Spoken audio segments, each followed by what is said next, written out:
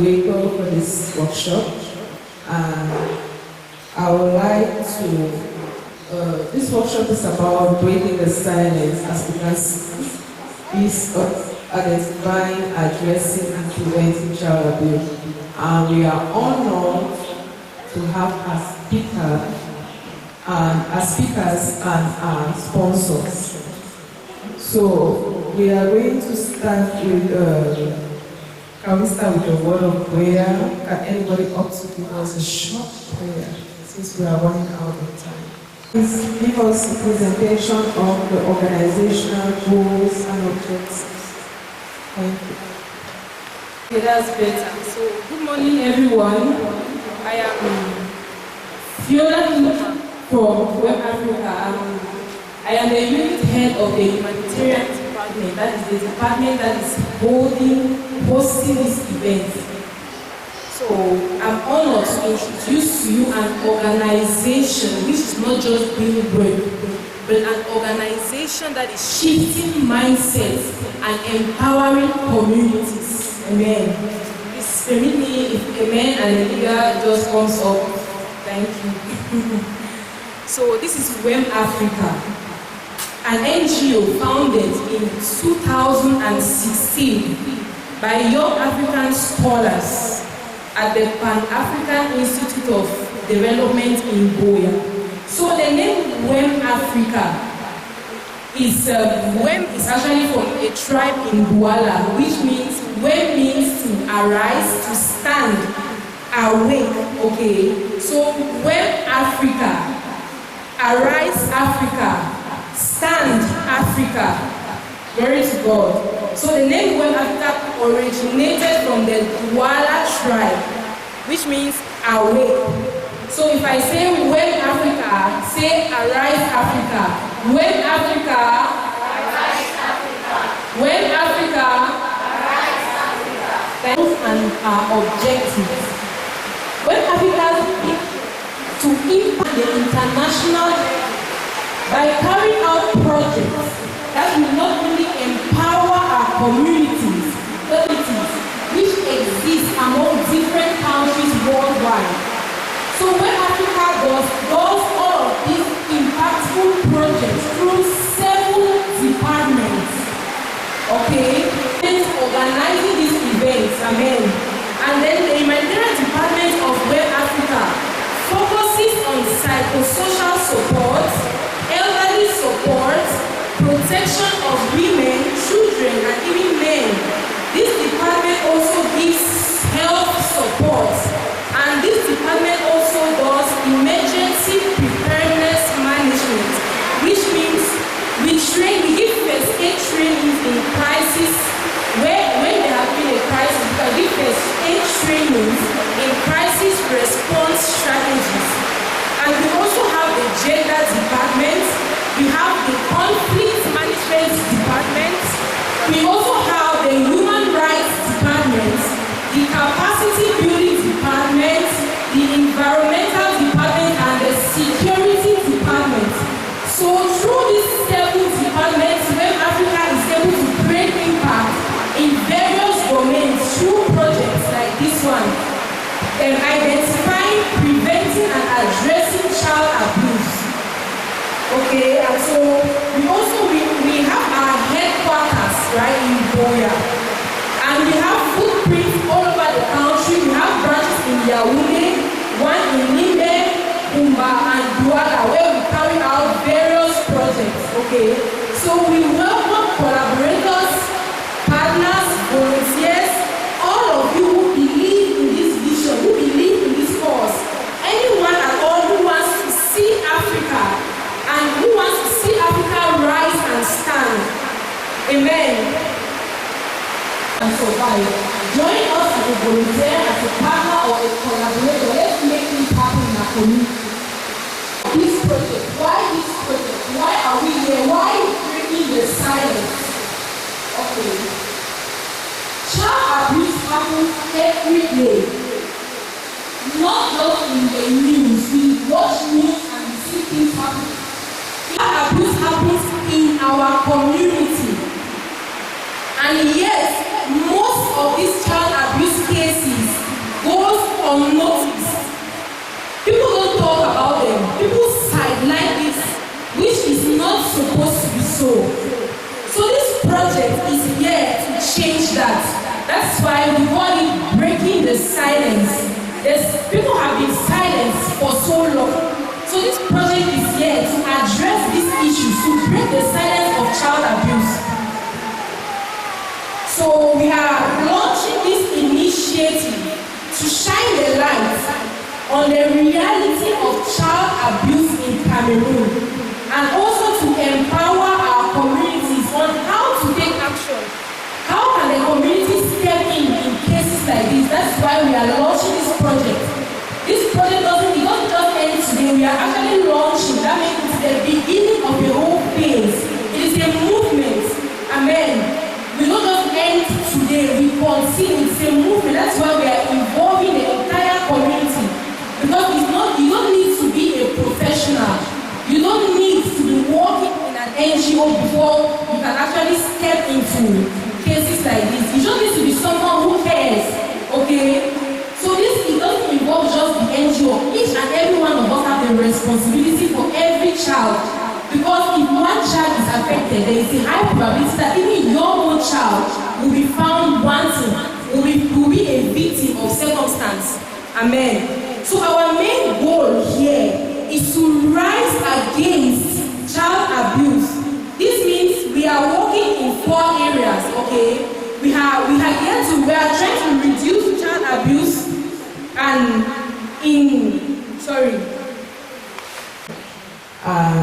later on we had the organization and project overdue, what Fiona just did.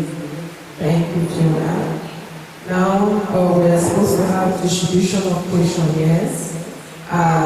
The questionnaires are not yet available, so we are going to skip that and go to introduction of speakers. We will have the first speaker talk, the second speaker, then we will have break, then the third speaker will talk, then we have a little drama from the children. There are some children that will come and perform. And we will have the fourth speaker, then we will have questions and answers and sharing of souvenirs, lunch, and departure. So right now we are going to have the first speaker. And she's a parental coach, so she knows this thing. She knows children right at her fingertips. She has a certification in parenting, and she's from all the way from Douala. So we're waiting on her before we have to start. Her name is Ma Ekonde. She's normally known as Mama Africa. Please clap for her as she Everybody, trust you all are doing fine. Okay, I'm so happy to be here all the way from Douala to go and speak on this very pertinent topic that is all at our heart, and that we really need to dig deep into this issue. So my name is Ma Ekonde, and I am a parenting coach, and I've been working with children for over 12 years now, and also equipping parents on how to parent their children effectively. So I've been asked to handle the topic, understanding the psychological consequences of child abuse. Understanding the psychological consequences of child abuse. Sometimes when we see a child has been abused, we are like, I also went through it now, am I not fine? What is there? It's easy now, she will forget about it. We think that it's that easy, whereas on the contrary, it has psychological impact on us, on our character, and even on how our brain is being developed. Meaning that if you see the brain of a child that has not been abused and the brain of a child that has been abused, they are two different things. They will be different. Okay, which means that child abuse has a very deep impact on our lives and our destinies. Okay, normally now we have to define child abuse, and I don't want to define it myself. I want us to have like a discussion. Who can tell me what he or she understands by child abuse? Okay, no answer. Alright, let me just give a simple definition from World Health Organization. And they define child abuse as a harmful act or neglect that impacts a child's well-being. So any act that is harmful to a child, it is child abuse. Okay. And now there's this quote from a very interesting person. She says that the scars you can't see are the hardest to heal from.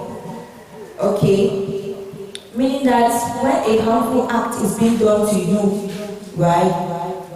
Days might pass, maybe it's not physical, you don't see it physically on you, but it has created a scar, an emotional scar in you. And those kind of scars are very difficult to heal compared to a physical wound that you know that, okay, the wound is going to dry with time, my skin will become normal like before. But now the emotional scar is way much painful and it takes time to heal. And that is an aspect that we don't yet know how to heal from. Because when you have a physical scar, you know what to do. You go to the doctor and I want painkiller or something easy. But when you have a mental scar, psychological scars, you don't know what to do. And then the solution is not actually to remain quiet. That's why the thing is about breaking the silence. Okay? As long as you don't talk about it, it's like you are digging the hole. Okay? That's why I appreciate Wem'afrika for hosting this very important event. Okay, so what are the different types of harmful acts or neglect that we can do to a child that we can consider it as child abuse? Okay, so we have physical harmful acts, we have emotional, we have sexual, and we have neglect. Oh yeah, well, physical acts. What comes to our mind? Beating. Thank you very much. I like that one. Let's come first. Beating. Yes. I think it's yes. Starvation. Not even a child food. Very bad. Okay. And we live in an African setting where that kingdom vex you. Okay. So that's why in parents we have to learn how to manage our emotions so we don't transfer that anger. And that brings me to the second, which is emotional abuse. What is the example of emotional abuse? Yes, insulting, fatheads, nonsense, stupid. We never become anything in life. I know that they are done wrong, but sincerely, they don't deserve this kind of words. So I make my mind that no matter what the child does, I will never remove a negative word. And maybe as a parent saying, Satan, wish. I'm like, yeah, you're angry, but how? The beginning of it in a which way you told say Satan, you're that pain, sit down in every time, you'll be feeling bad now. The same thing the child is feeling. Whenever we throw those negative words towards them, they feel bad. And we parents, we have to understand this and control our mouth. Okay. And now the third aspect of harmful act is called sexual abuse. Young boy children. Okay, that sex is something that you don't just do it because you feel like it or because your body is pushing you to that. No. It's a 1 minute pleasure, yes, but it can have a lasting impact on somebody's life, especially the girl child. Okay, if you're gay and you have ever been maybe sexually harassed or any form of sexual harassment, it's something you never forget, right? You can never forget the day that maybe somebody touched your breast and you not want it, or somebody kissed you not want it, or somebody want to rape you and you don't want it. It's just something that sticks in you that you just never forget. And for some people, it can really affect them so badly. I knew a girl in Boya one time, she just became a bad girl just because she was raped. She just said, nah, this life, I will just be doing bad things because she has been hurt. And that hurt is still inside, that wound is still inside. And if she's not healed from that wound, she will continue to spread the wound, the harm everywhere. Everybody must feel that she's angry and she will transfer that anger to everybody. Okay? I think so much destabilizes you. It disrupts your emotions, your thinking, it consumes your mind. All the thing you're thinking about it, and it makes you to do action that you never plan to do. Okay? And now, it affects the brain. There's this aspect of the brain which is called the amygdala part of the brain, okay, which is in charge of fear. Okay, when a child is going through abuse, that part of the brain is being overreactive. And when the child overreacts that place, the child now begins to live in fear. You're afraid that the next man they are going to meet somewhere might want to do the same thing the other man did, or you're afraid that they will be missing. Okay, and now stress is not good. When you're stressed, when you're emotionally numb, there are even some kids like that. You try to speak to them, they don't answer, they are just there. You're wondering what is really happening. Why is this child not expressing? Why is this child not talking? And that's one problem that we have in Africa, in children. Our children, they're not bold, they're not confident, and all of that, because we're not giving them that home all the time. Go, they're stupid. Chief, what have you not done? The house is always, you feel for the person, well, let me just do it now, where I just sorry the person. If you want to please the person and displease yourself, no. When the child is emotionally abused, the child cannot really put his or herself first. The child wants to put other people's priorities first, and the child is feeling neglected. Okay, the child. Something that we really keep in the house. Allow a child to say no. Allow a child at times allow a child to disagree with you one time. Okay, every child has his or her own mind.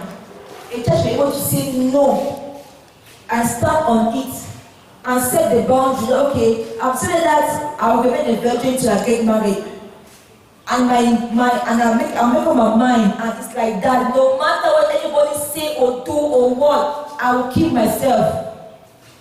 No matter what, I'll set my boundary. I've said that I will not do this before this. I cannot give birth before I'm not married, and I've said that I'm like that.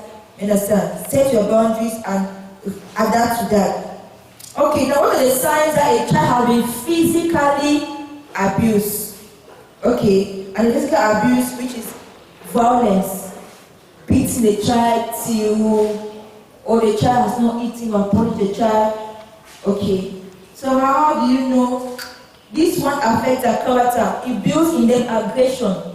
Okay, because you don't solve, if a child is being aggressive, you don't tell the child to not be aggressive by being aggressive. No.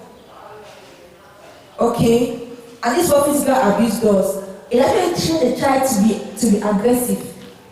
The more you beat that child, the boy or the girl you're beating, you're aggressive. Not giving the child food. Tomorrow now, the child will do the same thing to another person. So you should be ready. If you are doing this, you have your mind that this child tomorrow will want to do it either to the sister, to the brother, or to the school or somewhere. So we have to know how to manage it. Okay. And now it makes the child to have anger. A child that with too much manifests physical abuse on them. They develop so much anger because we have transferred this anger to them, and now they don't know how to manage it because the child does not even know how to balance their emotions. They'll be like, they just act. Oh, that's what they've been seeing you doing. This is what you want to do, whereas it's going to affect other people. Okay. So now, how do we know that a child is sexually abused? I think this one is the most pertinent. The child is ashamed. The child becomes secretive, quiet, fearful towards a particular person. Maybe the person that has been abusing him or her, the child is very afraid of that person. So these are the signs that shows that a child has been sexually abused. Okay, the child is a victim, and now this one is very rooted because it affects their emotions. It's like a trauma that's been created in the child. The child feels ashamed, the child feels dirty, the child feels not worthy, the child feels useless, the child now begin to replay all those things in the mind. That's why we try to be quiet, silent, ashamed, and all of that. And now we need to help our children as parents. We need to help our children. How do we help our children? Because it's going to affect them as they grow up, as they become adults. So you see, most of them they'll become addicted. They'll start to take cigarettes, banger. They will begin to be thieves in the quarter just because they are carrying pain in them. But that they are not open up about. You know, at times, I have a parent, she's always complaining that, mon garçon, this is my boy child, he's always challenging me, he's always. I'm going to say that child has a problem. That child has a problem that you don't want to see or you don't want to really get deep into. Because when we use beating, shouting, which can work at times, but it's the easy way. Okay, we don't want to beat and come out of it, we don't want to shout and leave it like that. Whereas parenting is all about taking time, sit down with the child, listen to the child, do a walk. The child speak, the child say his or her mind. When the child says it, it's like the child is free, and now you can now approach the child differently. When you just beat the child, you say, "Come on, the pikin go, you go." It's like 0.5% solution. It does not really solve the problem from the root.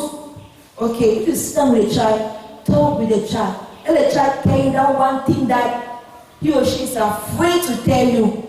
And you should not be shocked, or not be like, hey, so. No, listen first. Listen and say that, okay, well, I know that you are in feeling, I understand you well. I really understand you. But now see, now so. You understand? So the child will feel held, the child feels relieved, the child feels like he has removed that anger or that pain within. And the child gives you his attention and listen to you properly. Because at times you just beat child. But the child is not even when you say the child is just doing his things like you are disturbing. But as people sit down, do the work, listen, let the child open up to you, and you discover that the child is giving you more of his attention. He's receptive to how you are parenting him. Okay? Now, there is this quote from this amazing man.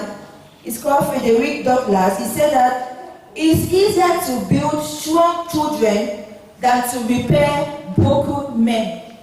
Sacrifice and raise a strong child who is confident, have good self-esteem, bold, open up, healed, free from every trauma, than to cause trauma now, and now when the child is already an adult, big already, and we also must have to heal the child now. The child will cause so much havoc. How many other people, whereas if we did the work when we were small, we feel ourselves in a lot of things. Okay. Now there's this verse in Proverbs 22 verse 6, I think, that says that train up the child in the way that he should go. So when he goes on, he will not depart from it. Okay, and I know that most of us will give the scripture that we not spare the rod and you spoil the child. But the truth is that if we're only hanging on that, and we forget the proverb which is that train up a child, because parenting is training. Training is not beating like you. No. You need to sit down and train the child. Okay, I need this in my house. Then I'm gonna be like, tell the child that, why can't you do this? And I'm gonna ask myself that, have you trained the child how to do it? You will beat the piggy. You know, you train the piggy how to do and say, you don't beat the piggy. You will say, it should be the child. No. Train the child. Take their time. Okay, so okay, this 1 week. We'll do it 3 times in a week. I'll show you. Come and sit down. Train the child calmly, small. Don't be like, no. Take your time, Show the you are being paid to do it. Okay. Now we have a culture of silence. I have a culture of silence, meaning that even myself, I have a culture of silence because how many people here are willing to open up about their abuse? Like you talk about it. Even we adults, it's difficult, right? Because there's not that environment, there's not that ear to listen, there's not that unjudgmental person. And you say, I'm not like this, and the person will lock mouth and understand you and just leave it like that. No. There's not that safe space for us to break the silence, and we have to do it. We have to do it. Okay? Because since I'm a parental coach, I work with parents a lot, and I always encourage them to open up about these things. Say it. Do not keep silent, because the more you keep silent about it, it doesn't help nobody. Okay? And now our stories are able to change other people's lives, are able to help others to overcome that same challenge. The more we hide our stories, the more we prevent other people from overcoming it. The same as a mother in the house. If you don't tell a girl child that if you see this life, tomorrow you'll be a mother, tomorrow you'll be a wife also. This is how life is, this is how life as a mother is, as a wife is. If you don't tell a child your story, how you grew up, how you got married, how you raised your own children, the child will also become a parent one day and be like, I don't even know how am I even doing this. The child has no, how can I say, no background. We should not be so. When we tell our children our stories, tell your child that I have been abused in this area. But I don't want you to go through this same thing. Okay, we have to be open about it. We have to shame those who do those evil acts. We have to expose those abusers. Because the more we talk about them, the more we prevent them from going to harm other people. And now we have to create a safe environment as adults where children feel safe to tell us these things. Because I am a Sunday school teacher as well. I teach Sunday school in our church.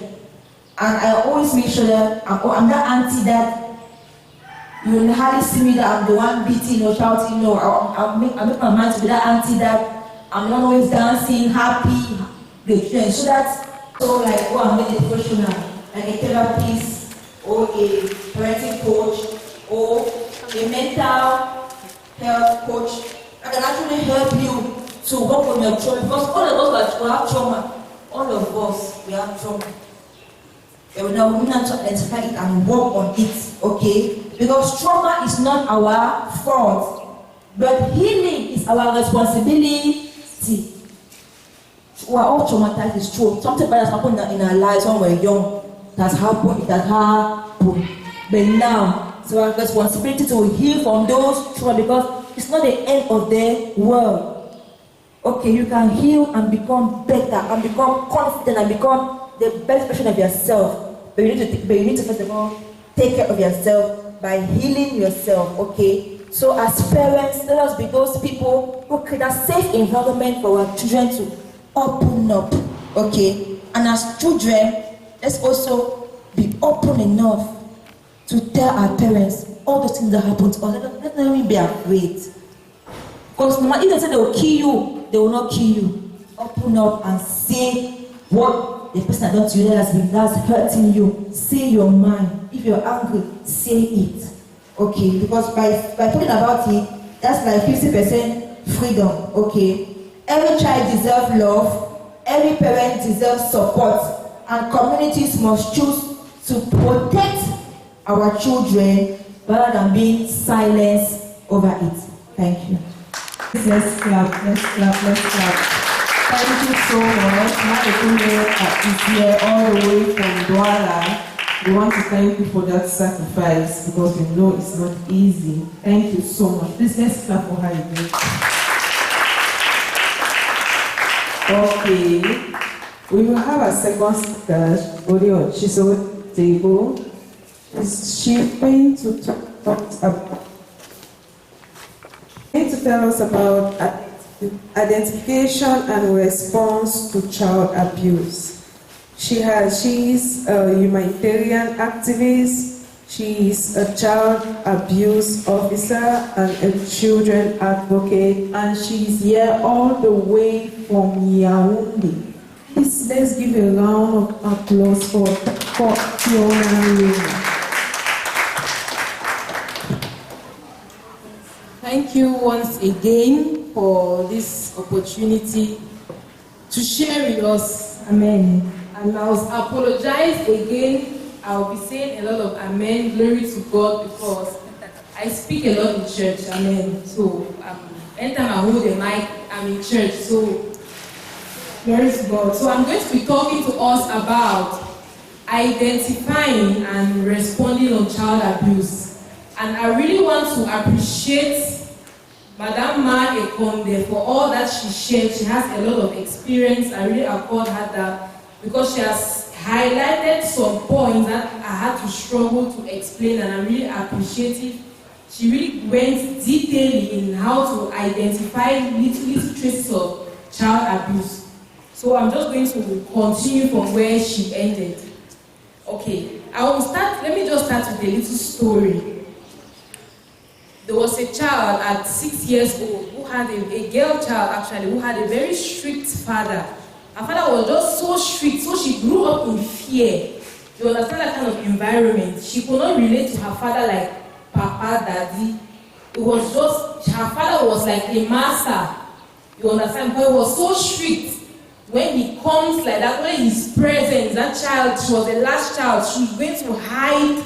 Like, I mean, it's your father, welcome him with joy, but that, she was really just so scared because he was really, really strict. You understand the kind of parents? I'm sure most of us here have experience with, maybe we grew up like that with such parents. So that Papa had a particular slippers. Only the size of that slippers, that child was just crying, because you know that slippers, if it lands on you, they are done for, okay? So, and just a child growing up in that environment, it affected that child's self-esteem, because the child had never had the opportunity to express herself. She's always making sure whatever she does, she's so careful just so that they don't beat her, they don't do something to her. Like, I mean, if that man shouts at you, you don't even need to, in fact, they don't need to beat you. Only his one shout, you are going to cry. That's how the child will shiver. Amen. So it was growing up like that. It tampered with the child's self-confidence. It tampered with the way she expressed herself. You understand? Even the way she was not able to speak in public. In fact, it affected the child's growth up in general. Why am I saying this? Discipline is not abuse. Discipline and abuse are two different things, okay? We are not here to blame parents. We are not here to blame anybody, okay? We are just trying to let us unlearn some things. Because a child might be so stubborn, you might think that the way you are doing to, whatever you are doing to correct that child, when the child will actually adjust herself, okay? But in the long run, the way you treated that child is going to affect that child's growing up. Believe me, it will affect her confidence or his confidence in such a way that you will really not imagine. And let me shock you, the child I was speaking about is myself. I did not grow up as a confident person. I did not grow up as a child who could, express herself. I always was so in my shell because I grew up I was so scared. I was scared. I believe our parents too had no idea of what they were doing. We are not trying to blame them. You understand? If they knew better, they would do better. Okay. So we are here to just unlearn some things. Discipline is different from abuse. Abuse in simple terms, child abuse in simple terms, is anything at all that you do to a child that affects the child physically, emotionally. Anything at all that you do to a child that affects that child, that harms that child, is child abuse. Regardless of whatever the means to that action is, that is child abuse, and it will affect that child in ways that you cannot even imagine. So how many of us here was raised in that kind of home, with slippers, with that kind of street home? And how many of us? And I believe that sometimes where you hold grudges against those people till you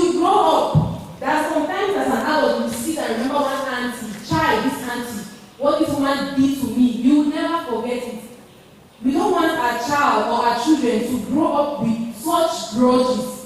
It's really not good for her mental state or his mental state, okay? So this is just an... I really appreciate our last speaker. She really expatiated on these things. So today we are not here to blame anybody or emphasize.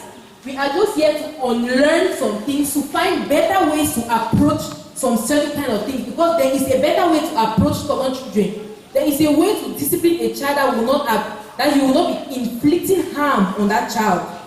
Okay, so child abuse is not just beating. I know I've given a lot of examples about beating. Like I mentioned, anything that you do to a child that puts that child in harm's way is child abuse. Even if it's your child, it is child abuse. So we have emotional abuse, we have sexual abuse and neglect. Our last speaker really gave a lot of insight on all that. So neglect too is another one that is, a lot of people see it like leaving a child without food, without care, without education, yes, intentionally or unintentionally is abuse, because everything that you are depriving that child of is their right. So knowingly or unknowingly deprive your child of food is child abuse. That child has a right to eat, regardless of what he or she has done. Parents, as teachers, community leaders, we need to use wisdom when dealing with children, because anything you do to a child at an infant state, that child carries as she grows up. It forms her life. I'm a living example. And if you grow up and you are not in a kind of environment where there are people to actually empower you to make you better, you grow up in a shadow of yourself. You will not live to your full potential, I'm telling you. Amen. So it's really very important. So supposed to touch that child is abuse, and the children have rights to report you. Okay. So that's just an introduction. So how now do we identify abuse? You know, children will not speak up swiftly when they are abused. They will not open up to any kind of person. Not every child will cry for help. Some of them will suffer quietly because they are so scared to speak out. So how now do we identify such cases? Okay, like our previous speaker explained, bruises. You can see a child with wounds on their body, some kind of whips, marks. When you see a cane on the child's body, you know the child has been beaten mercilessly. There are signs to see it. The child keeps covering up herself in class. You can see a child is only wearing pullover. Are you like, this hot sun, why are you wearing pullover? She's trying to hide burns or some kind of marks on her body from beating. It's really serious. Like our last speaker just said, scared of particular adult. Watch your children, know your children. You can see a child is running away from a particular adult. Ask questions. Okay, you can be a child and run away from one person. A child is not running. Why is the child running away from this person? The child might be scared of that person. But why? You need to find out, okay, that your children, they will open up to you. We have emotional signs. Well, anyways, I'm not going to talk much about this because our last speaker already expatiated on all that, and we have a handbook here with all of those things inside. Amen. So I'm just going to go now to the next part, how to respond when you suspect abuse. How do you respond? You first of all have to know the signs to be able to respond, because there are some signs that might not look like child abuse. So you really have to know the signs, okay, in order for you to be able to respond to it. If a child talks to you about something that has happened to that child, if a child reports something to you, stay calm. Don't start asking the child, are you sure what you are saying? You like to lie. You know, some of us parents, we don't believe children most times. You say this child is lying. Don't make that child to feel that you don't believe him or her. Stay calm, listen to that child. Let the child know that the person, that he can trust you. That is how the child will open up to you. Children don't open up to everybody. Children don't open up to everybody. Let the child know that you are somebody that he or she can trust. Don't blame anything the child tells you. Don't make the child to feel like he's lying. Just say, okay, just tell me more about this. Stay calm, don't shout. Okay, don't shout. Then when a child reports a case to you, right, you don't just agitate. You need to know how to do certain things. Don't just go and confront the abuser alone. At least sit down. Think of how you can go about these things. Anyways, we are going to talk about We have the Ministry of Social Affairs. We have their NGOs, local NGOs who are involved in responding to child abuse victims. So don't act alone. Don't confront anybody alone, even as a parent. If your child come and tells you that this teacher has done something to me, okay, don't just go to school, just start shouting, no, calm down. Do things the right way. Get to authorities, report these cases, because if you go there and start shouting, they will send you out. And they will not even address the issue that you came to address here. So you need to use wisdom. Also, help that child get medical, psychological, or legal support. Like I said, always go the legal way. Don't try to take things into your hands. It will not solve anything. Though instead, driving. Go get to the right, appropriate quarters.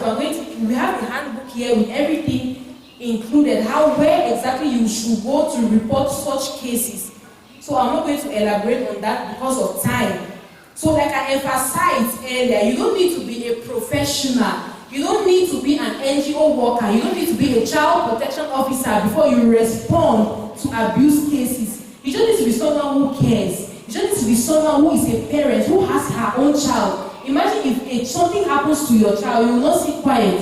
So why do you sit quiet when things happen to other people's children? Imagine if you are not around, something happens to your child and other people sit quiet, will you be happy about it?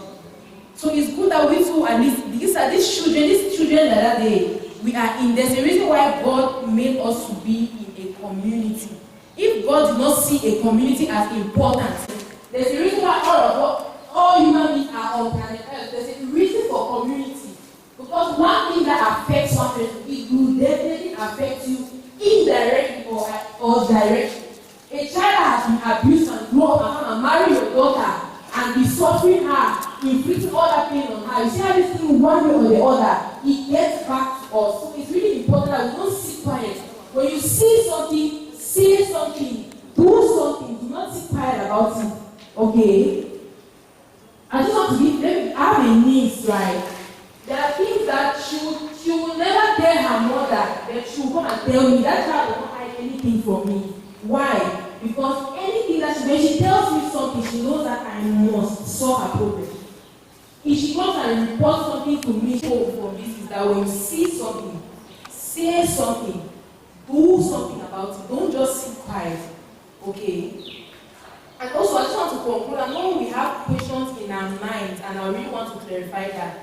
Because I know a lot of us have some questions, so I really came prepared for you all. I know first of all, you might be thinking that, but me, I was growing up, my mother was beating me mercilessly, but I turned out fine. He helped me to be disciplined and all that. We have not refused that you survived it, but is survival the only thing that is survival the goal, or is striving actually the goal? Because you survived something. Because you went through a hard time to go, does not mean that process was necessary. The process could be avoided. And you could also thrive without suffering for it. So, and true, you have been beaten, yes, you turned out fine, but you grew up with fear. You grew up with a lot of confidence issues, even though you turned out fine. So, indirectly, that beating, the process that your parents passed you through affected you. So that's actually not the goal. The goal is not the process. The goal is you thriving as a child, as a young child. Okay. And the second question that people might have in your mind, that children of today are too stubborn. If you don't beat them, they will not listen. We don't want to say that you should not, like I said, you should not allow your child to do whatever he or she wants. Okay. Based on research, it has shown that stubbornness is often a sign that child is not being heard. When a child keeps retaliating, like the child is so stubborn, it's a sign that child is not being heard. So stubbornness is an effect of something.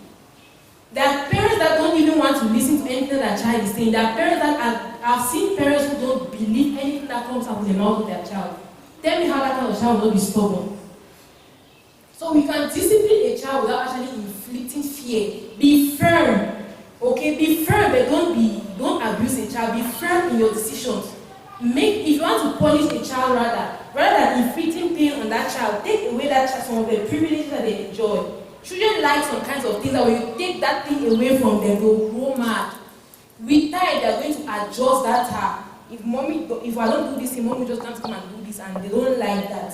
So that way, it's better rather than inflicting pain and hurt on a child. Positive discipline is not about ignoring bad behavior. It is simply correcting with love, firmness, and respect. Children also need respect. Their children doesn't mean they have rights also. We don't treat them anyhow because they are children. They have rights. We need to accord them that respect. Okay, we don't just behave, okay, we are their parents, but they have rights too. And then there's another question. Somebody might say that, but what if the child lies about an abuse? The child can come and lie that this uncle touched me. You might say, lie, his uncle did that. Okay. So honestly, they think that it's rare for children to lie about things like this because it's first of all difficult for them to open up. So if they actually lie about it, so rather than sidelining that thing that child came and told you that this thing has happened to me, rather than just sidelining that is a lie, just carry out a little bit of investigation. It's better to investigate and find out that this thing did not happen than to sit quiet and meanwhile that thing actually happened. Okay. So don't just be like it's a lie, it's true. Just sit down and do your little investigations. Okay. It's very important. And I just want to clarify your mind that you people might be saying that this thing is a family issue. Why you work outsiders? Because you might see your neighbor's child is going through a lot. And you might say that let me mind my business, it doesn't concern me. So they think that it is not a private issue because abuse is a crime. Okay. Whether it takes place where, even in church, it's a crime. And everybody has that right. You can report it when it's a crime. In this case, it's not a private issue anymore. Okay, you can't report it. When a child is harmed, it affects the whole community. It affects people that child is interacting. Even when the child grows up, it affects that child. So don't sit quiet that let me mind my business. Report that is a crime against the human. So you have to report it. But if you stay silent in the name of privacy, the abuse will continue and continue. And we don't want that. So reporting is not shameful, but it's brave. And something, do something. Can we all repeat? See something, say something, do something about it. Amen. We can raise strong children without breaking their spirit. Amen. We can raise strong children without breaking their spirit. So thank you very much. Something. Thank you so much. Thank you. Please, let's start on a round of applause. Okay, we are just going to have a little break because I noticed that everybody is just quiet. We are going to have a little break, a dance form for the kids. Please, let's clap for them as a common position.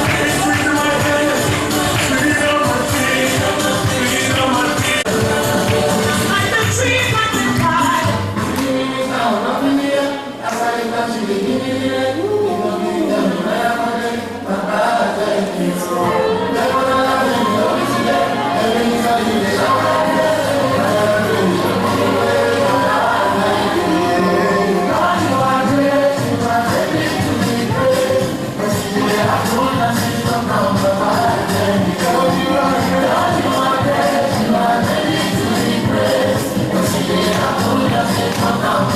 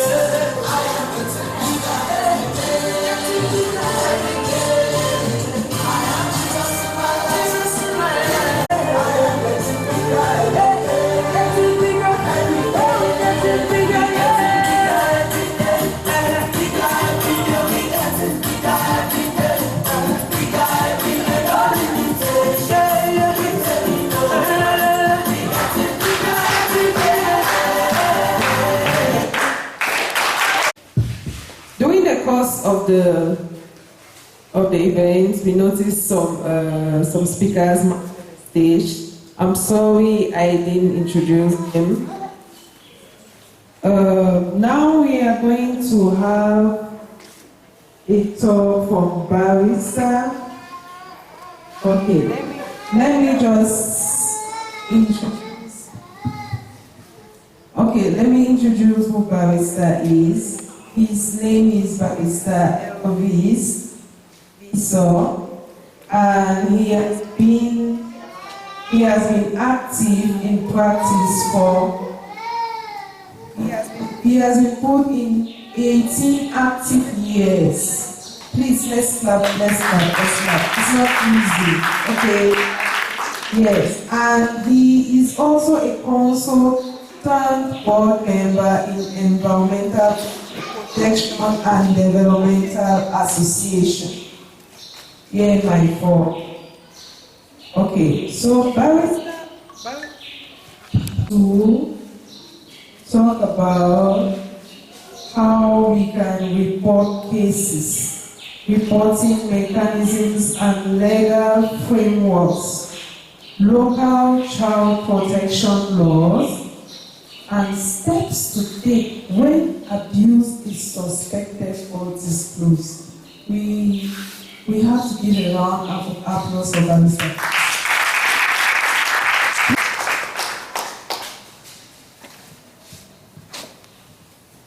Good afternoon, everybody. Are we all tired this ceremony?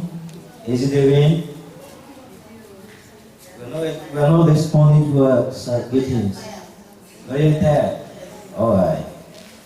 I'm glad that we're not yet tired. Okay, so like the moderator introduced, I'll be talking on the legal mechanisms put in place by the government of Cameroon to fight child abuse. First of all, to appreciate the previous speakers who have already spoken. I'm sure we already know what child abuse is. Now, if you know that this is a case of child abuse, how do you go ahead to report child abuse? We must first of all understand that child abuse in Cameroon is an offense. The government of Cameroon has ratified quite a number of international conventions to fight child abuse.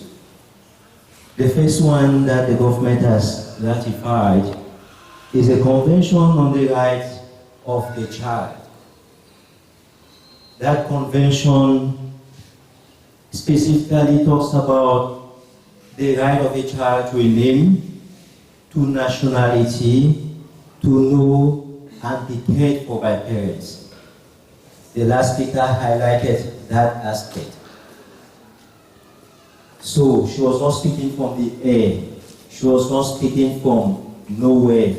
She had a basis from where she was coming from. So we have the Convention on the Rights of Child. We have the African version of that convention, which is the African Charter of the Rights and Welfare of the Child.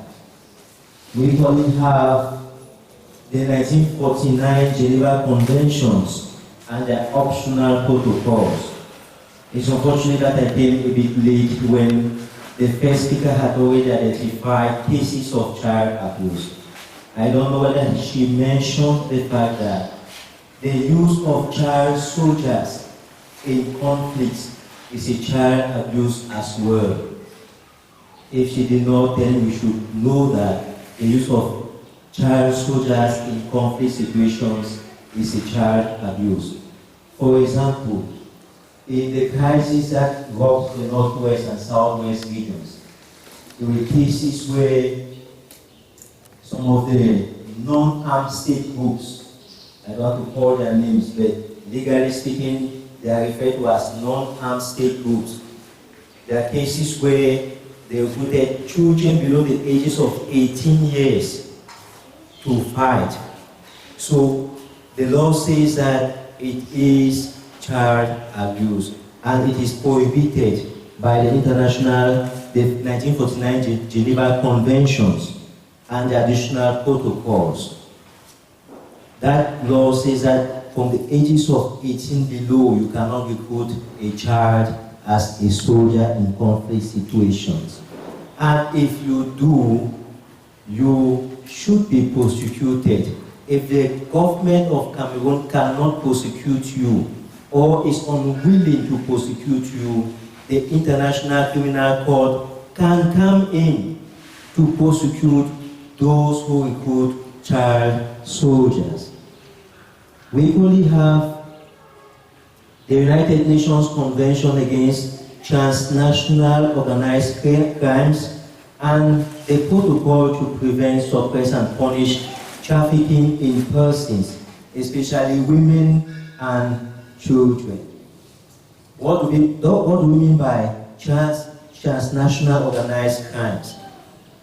We have certainly heard of situations or cases where children get arrested at the level of borders of a country or other countries. They are traveling with people who they do not even know. And when they get to the level of the borders of the country and they are asked to identify the people with whom they are traveling or the people taking them along, the children do not know them. Those are cases of transnational organized crimes. Some of those children who have been taken out of the country, they are taken out for their organs to be harvested. That is child abuse. Anything that harms the child psychologically or in their physical personality constitutes child abuse. So the government has signed that international convention as well to help in combating child abuse. So it is not, the government did not only sign those provisions, those international conventions, and it ended there.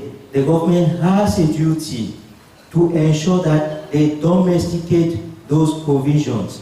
And how have they domesticated those provisions? If we look at the penal code of Cameroon, we will see that a number of provisions are contained in the penal code. If we look equally at the criminal procedure code, which is the law, what we call in law, adjectival law. If we look at the criminal procedure code, it tells us how, if an offense is committed, how it should be reported. What steps must be taken before the suspect is brought to court. The government has signed, has implemented, has approved or adopted the criminal procedure code. We only have law number 2005/015 of 29 December relating to the fight against trafficking in children and slavery. When I talk about trafficking in children, I hope I just gave an example of cases where children are identified at border crossings of the country and they are working, they are traveling with people whom they do not know. We equally have slavery. Again, I apologize that I was not there when the first speaker spoke. We have what is called in law as one of the offenses that the law punishes, slavery. And slavery equally includes what is called bonded labor. Bonded labor is a situation where if a parent can be owing another person, the parent is a debtor, he cannot fulfill his debt with his creditor, and he decides after so many interventions of the creditor and the parent debtor cannot pay, he decides to give over a child. He gives over the child to the creditor for the creditor to keep the child and use the child as they want until such a time when the parent is able to pay off the debt. And we will talk about keeping the child to such a time when they want. It equally includes marriage. The creditor can take the child home with him and be performing make the child to be performing the services or the functions of a wife. which is child marriage, and Cameroon law prohibits that. We have some of those cases that are aplenty. We only have, as part of its desire to ensure that child abuse does not go unpunished, we have the services of social welfare in Cameroon, which is in charge of ensuring that if a parent has abandoned his duty to their child, they can be taken to the welfare services. If the parent is not providing a room over the head of the child, if the parent is not ensuring that the child goes to school, if the parent is not ensuring that the child is protected. The second speaker spoke about where abuse takes place and the child cannot speak up because the child is afraid of the parent. So if the parent is failing in any of those aspects, the parent can be dragged to the social welfare. The social welfare equally takes control of abandoned children. The child need not know that he or she is being abused. If you give birth to a child and you abandon the child somewhere, it is still child abuse. And the welfare services in Cameroon, if you find a child somewhere, you take that child to the welfare services. So that if any willing parent wants to adopt that child, the welfare services will do a background check on the potential adopters and then decide whether or not to give the child out for adoption. We only have the International Criminal Court which is the ICC I mentioned earlier, which will try or prosecute recruiters of child soldiers. We have the services of youth affairs and vocational training. Again, we'll come back to the conflict situation in the northwest and southwest regions. We know as a matter of fact that the government is doing everything possible to ensure that children who have abandoned conflict zones are given the opportunity to carry out vocations. If you go to certain NGOs, they will tell you that if you are coming as an IDP, they can link you or guide you to areas or government institutions that can help provide for vocational training. We already have law number 97, I don't want to detail it out, on the control of narcotic and psychotropic substances. What is that law all about? That law seeks to fight drug abuse, which is becoming a cankerworm in our society today. If you look at the number of children, you take a survey of the number of children, you will find that almost half of our children population are already into drugs. Last week we were in court, a 70-year-old was tried for drug abuse. He was caught, he had no ID card, there was what was called Kale outside. So he was arrested. By the time they got to the gendarmes, they found he had no ID card, he had drugs in his pocket. And they asked him, what were you doing with drugs? Whether he was telling the truth or not, he said that an uncle sent him to go get the drugs. So, either we are grooming these children to become drug addicts, or we take drugs in their presence and we make them to understand that it is good. So those are some aspects that we should be very conscious of, and we should learn to tell our children, even at home, the negative consequences of drugs. Once you start taking drugs, it needs the grace of God to come out of it. If you don't have money, you want to steal, because you become addictive to it. So the government has put in place laws to help in fighting drug abuse. Not only for people who sell the drugs, but people who actually send children to go get drugs. And even parents who consume drugs in the presence of their children. Let's say, we'll look at some specific sections of the law. I don't know how much time I have. Madam Moderator, please guide me. 10 more minutes. Okay.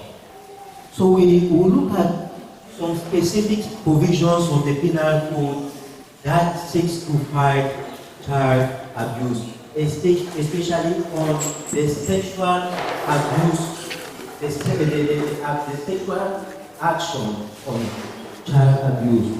We look at rape. Rape is a common phenomenon.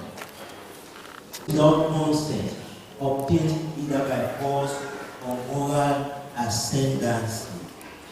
Let us focus more on moral ascendancy. We can look at force as well. You are more powerful than a teenager, so you use force to obtain what you want from the child. Moral ascendancy. You are the one the child is living with you, either as a father, an uncle, a customary guardian, because probably the parents are customs, you are the one to take care of the child, and the child is living with you as a customary guardian. And you use the fact that you are the one sponsoring that child to take advantage of the child. So that is moral ascendancy. You need not necessarily execute or use employ force in abusing the child, but use the fact that by virtue of who you are to that child, the child should not object. So the law punishes rape, and it makes the situation aggravated if you are the father of the child or you stand as a guardian. The sentence is 15 to 25 years. There is equally indecency to child under 16 years of age. And what is indecency to a child?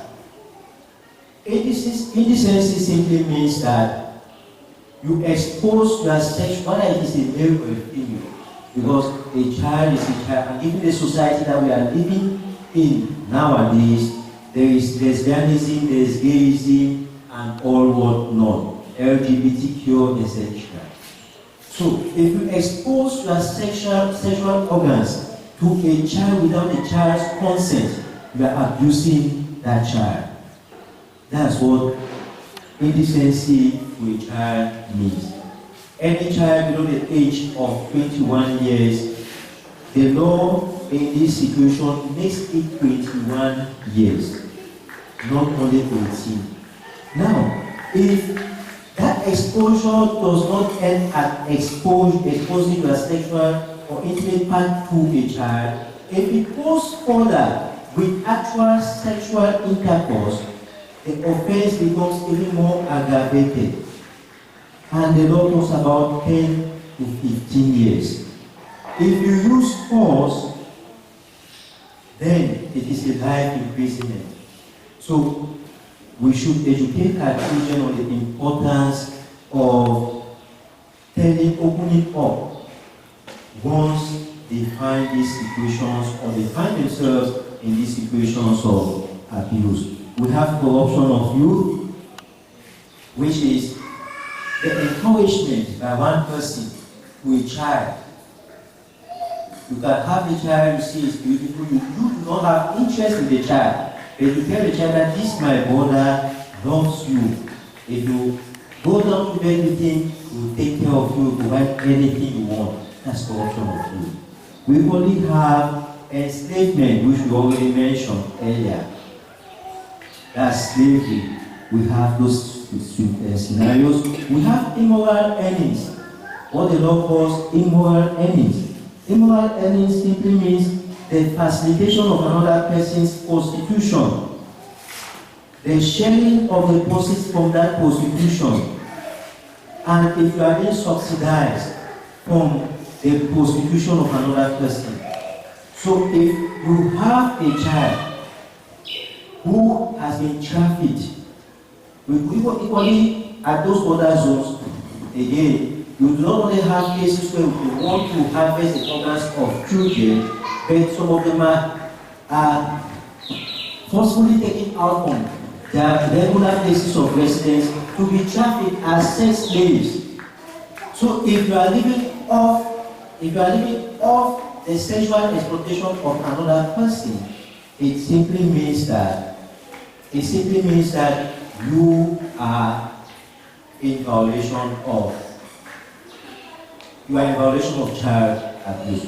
Some of those cases are plenty. Now, if those cases happen, what do you do? The first situation is to alert the legal department. You file a complaint at the legal department indicating that so and so person has abused your child. An investigation will be opened. You report to human rights NGOs. If you don't know where the state council is, you look at any NGO around and you report the case and they'll take it from there. You report to social welfare as well for abandonment of children and the like. They will take it from there.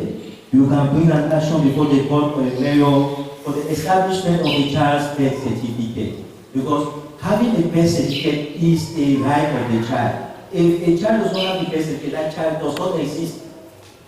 So we can take action before the mayor to ensure that the child has a birth certificate.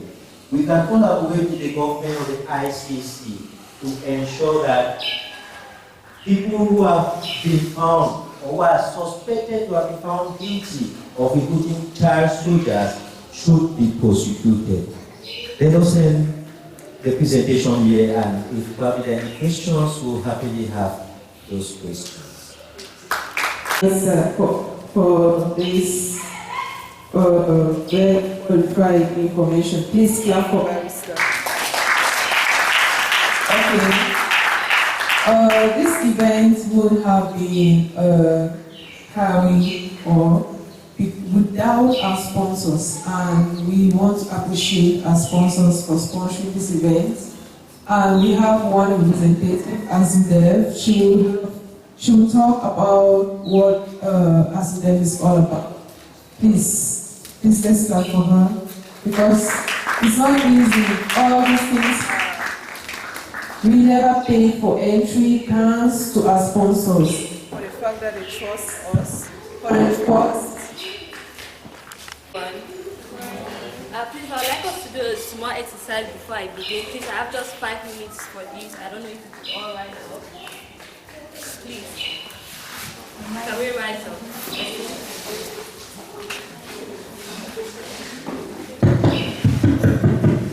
So we've been here for over an hour now, and we've heard a lot from our speakers. They've given us a lot of knowledge today as per everything we're supposed to know about child abuse, the various mitigating strategies that we can use to handle child abuse. So I want us to do a warm-up for them and give 3 heavy claps for them. I don't know, let's warm up. 5.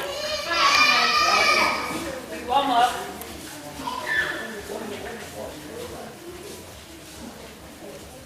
Is it warm? Yeah. Is it too warm? Yeah. Okay, let's give that clap. Thank you so much.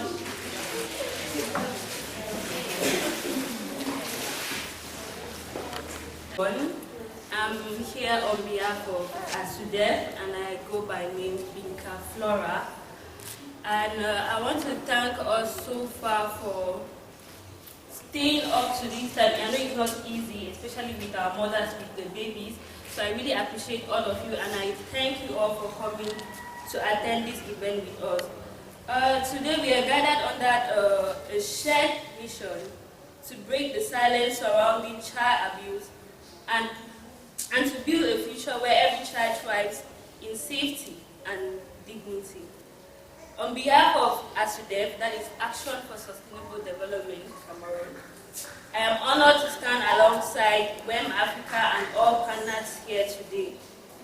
Today we are not just raising awareness, we are igniting action. For years, Azudev Cameroon has been a pillar for sustainable change across Cameroon. Our vision, a self-sustained generation rooted in agriculture, gender equality and peace, drives us to tackle systematic challenges from food security to gender-based violence. Just last year, our programs empowered and guided youth towards international education and delivered critical aid to orphanages. Our safeguarding policies and community outreach reflects an unwavering commitment to protecting the most vulnerable, especially children. Today's event exemplifies the power of partnership. Wem'afrika's dedication to child protection mirrors our values, and ASUDEF is proud to sponsor this vital initiative, whether through psychological support, legal frameworks, or education. We believe that collaboration multiplies impact. To the youth, parents, teachers, and leaders here present, you are the first line of defense for our children. Let us equip you with the tools to identify abuse, respond with compassion, and prevent harm through collective vigilance. But awareness alone is not enough. We call on individuals and institutions here, firstly, to report abuse and dismantle the culture of silence. Advocate for policies and resources that heal and protect. Join ASUDEF and Wem'afrika in scaling interventions like today, from Limbe to every corner of Cameroon. In the words of Nelson Mandela, there can be no keen revelation of a society's soul than how it treats its children. Let today mark a turning point. Let us live here not just as attendees, but as champions for every child's right to safety, love, and opportunity. Thank you, and together let us break the silence. We got to try abuse. Thank you. Thank you so much. Thank you. Okay, let's speak. This time around, she is.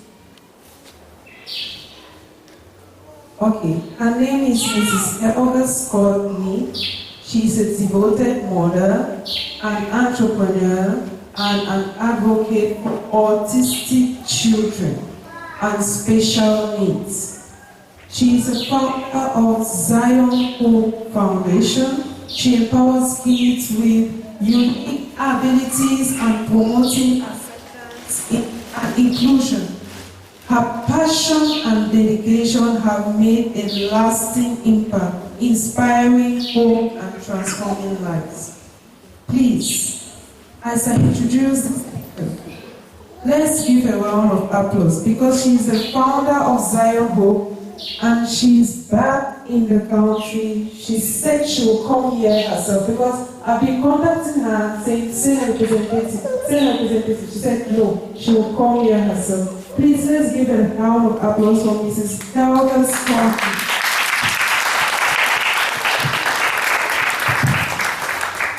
Sorry, I'm not standing because I'm having another child, so I'm tired. I'm pregnant. I want to thank Wem'afrika for having us here. I'm from Zion Hope Foundation. I'm the founder of Zion Hope Foundation, and we work with kids with special needs, particularly autism. I don't know if anyone knows what autism is about. Does anyone in the hall knows about autism? Yeah. You? Autism or autistic spectrum disorder. Autism spectrum disorder. There are disabilities that a child has or a child undergoes due to, it could be genetic inheritance from the DNA, or it could be maybe some, but I know it's genetic disorder. Thank you. It shows that more people are getting aware. But then, that's not all what autism is about, because I'm sure most of us here have come in contact with autistic kids, but we don't know that they are autistic, because they are often attributed to witchcraft, curses, and other stuff. So basically, I'll put it in a way that we can all understand. It has to do with neurological development, or let me say mental development, and most of the times it affects the children's ability to speak, ability to interact, ability to walk.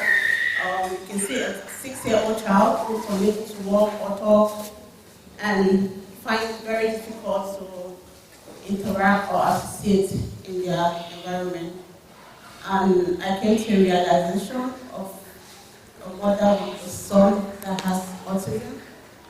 When my son first came for holidays in Cameroon, it was very strange for my parents to grasp the whole concept of autism.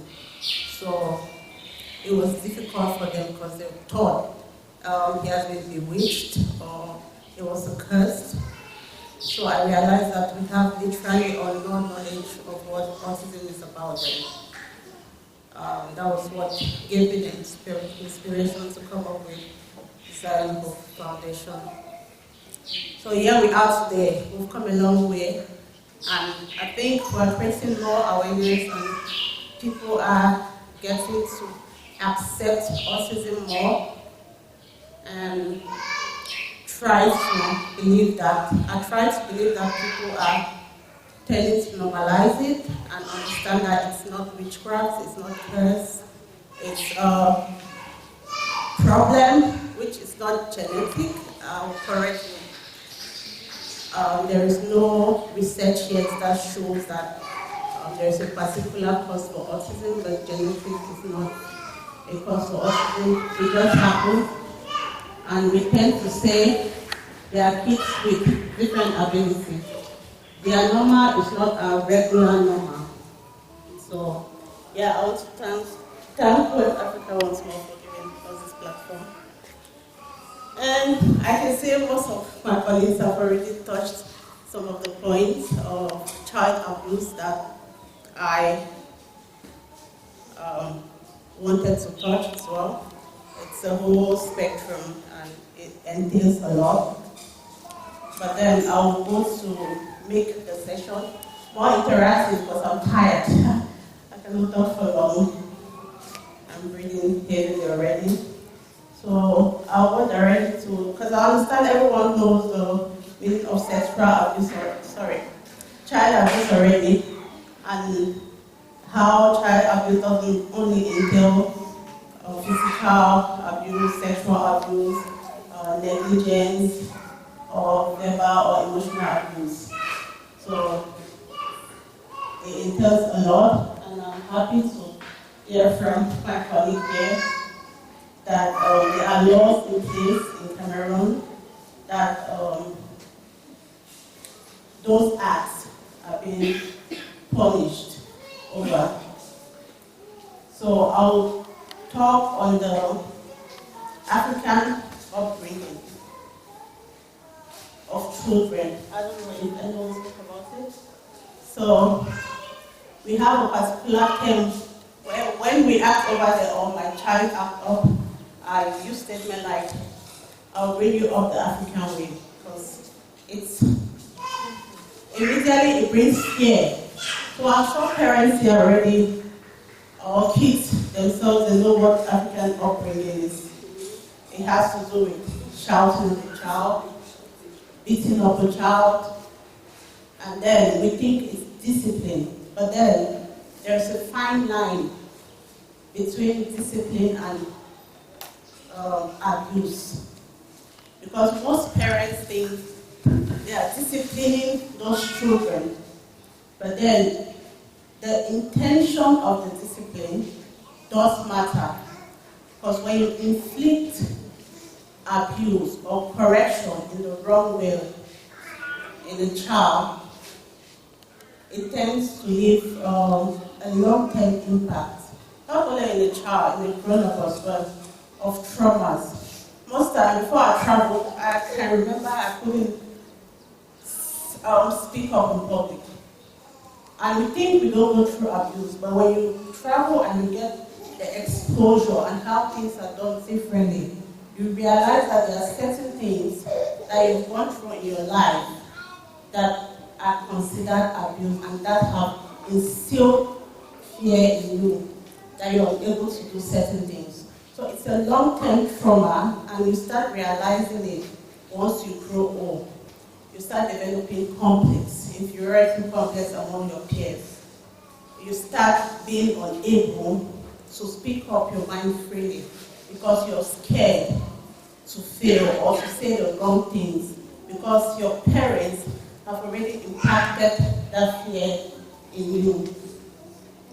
And I think some of our parents as well, they grew up with the same mentality of the African parenting, and they have their own personal trauma, which is all they know about, and they are projecting those trauma into their kids without knowing.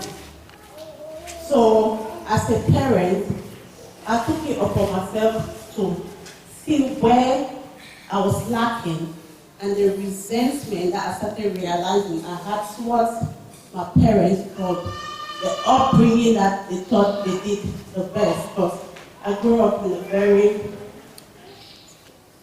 I won't term it abusive, but in a very strict, structured environment which instilled a lot of fear in me, and which I don't think us as parents should carry on with those characteristics. I think we can do better as parents of today's generation and make our society better. Because if we are self-projecting onto our children and passing those policies onto them, it's a whole circle. Then they too, they keep doing that. So how do we break those chains? We have to work on ourselves as parents. I'm sure most parents here as well, they do self-project onto their children, or they do think they are trying to discipline their children without knowing, because like I said, it's a very fine line between discipline and... So I'm going to ask the parent a question.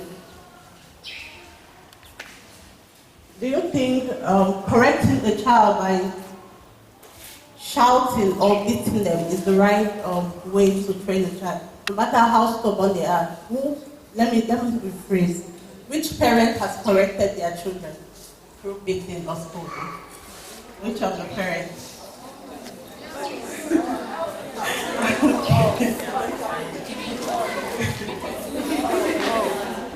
Okay. You see, literally every parent does that, and I will understand that it's very difficult to raise children, and there is no manual. They don't give you a book where you have kids that this is how you have to raise your children. And even if one was to create a manual, I don't think it's going to work, because the human brain functions differently and it's wired in its own way. So there is no way that a manual can help. It does work slow. But then in the long run, if you think it's working, it might be working, because I'm no specialist, that's not my area of specialty, but I'm talking from experience. You realize that you're instilling fear in those kids. I'm not saying your kids have to be your friends, because a mother is a mother or a father is a father. But then I think they should be able to come to you. They should be able to trust you enough. They should be able to be comfortable around you no matter what. Because my mom is my best friend, trust me. I can tell her about sexual, I'm sure everyone here is pretty 18, about sexual stuff. I mean, not detailing it, I'm that comfortable around her, but then she has boundaries as a mom that, okay, this is where the line is drawn.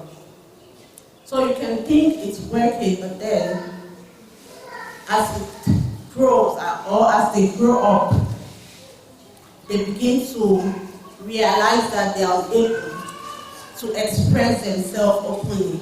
They are unable to interact with certain people freely. They are unable to even have self-confidence because of those fears that you've instilled in them unknowingly. What I'll say is, I don't have a solution to this whole African parenting thing, because I'm not expert myself, and I'm learning and I'm growing how to raise my children. But then as a mom, I would say what we can do is try to create a safe space for our kids. We have to be able to make our kids trust us. We have to be able to make our kids understand that we are their moms or dads, not friends, not grandparents. We have to be able to make our kids understand that they can come to us and talk to us when necessary, without having to scold them or without having to hit them or whatsoever. So here with their child, let's do like a test. And go. That's active enough.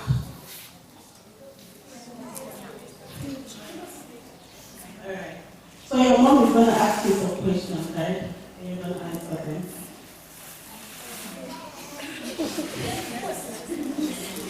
It's abuse test, but not to say, not to put you on the spotlight. Yeah, but I just want the parents to understand what my day is regular or what has been normalized in the society, how it affects those kids. So, can I give you the mic? I'll read out your question.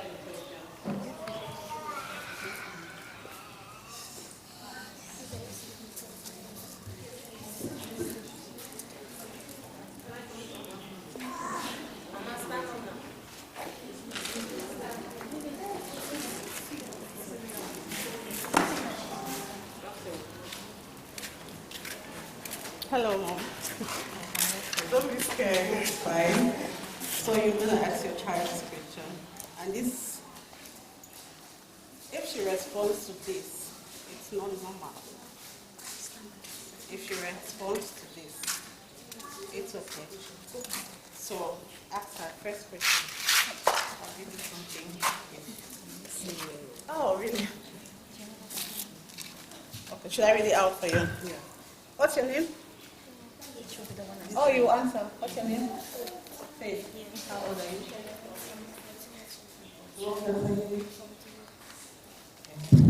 Are you scared? No, it's just this. Okay. So if your mom says, I will give you something if you, what will you reply? So, if your mom asks you, let's say your mom comes home, and she says, what's the name? Sorry, Faith, I'll give you something if you.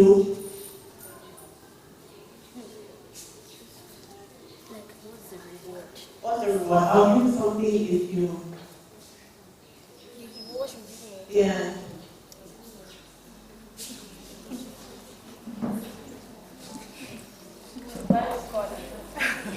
Good one, okay, that's good. Okay, I brought you into this world and she tells you, I brought you into this world and I.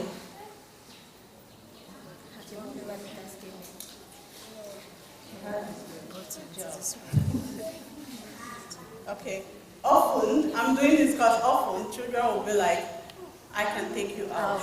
So there is something already fear instilled in them. And the first one was, if I give you something, I'll give you something if you don't cry. Now, it already means the child cries a lot. So, yeah. So good job. I'm your parents, not your. I'm your parents. I'm your mother, not your. Not your friend. But then she can be your friend. So, in a typical environment, I would expect a response. Not your grandma, your auntie. So a child that is okay. Then, so if you come back from school and your mom say you are about to get a, oh, good one. All right. She says, just wait until.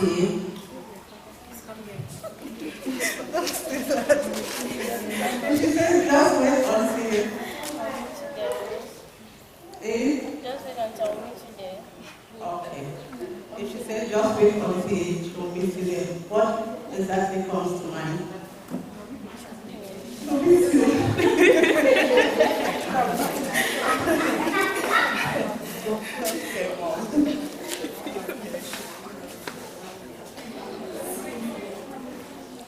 So normally we'll expect if your mom says, wait, if I get home, you're going to eat or going to paint or going to do something interesting. So.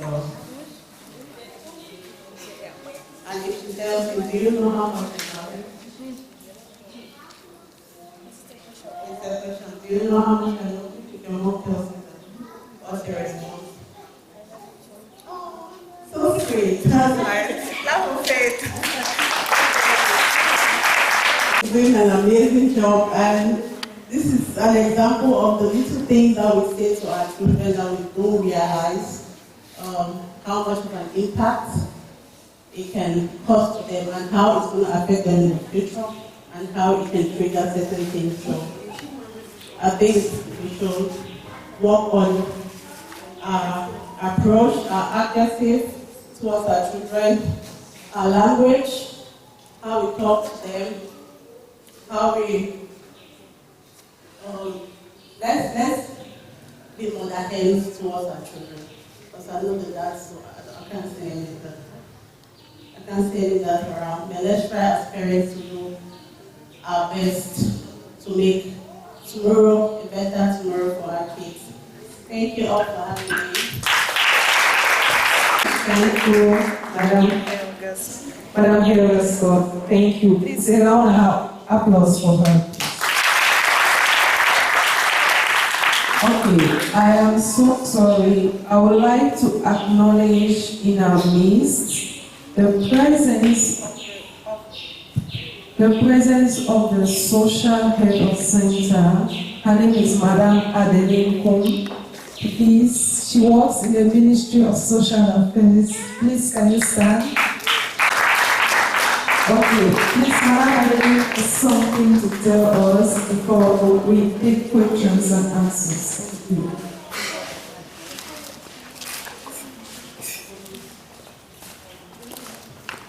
I appreciate the facilitators. You're doing a good job. Give it up. Good morning to everyone. Wow. Wem'afrika, congratulations and more wins. As the Chief of Social Center for Limbe 1 subdivision, where I want to say the relationship we have with Wem is stand as a private social welfare structure because the state really welcomes and appreciates partners who come in to support the work we do as far as child protection issues are concerned. So Wem'afrika falls in line with a structure and falls in line with the policies of the Ministry of Social Affairs. They are a social actor to us. So what I have to say here is that I want to appreciate them, but to encourage and let me say, talk to the people, the participants here present, that there is a law that is available to help parents in the protection and promotion of the rights of their children.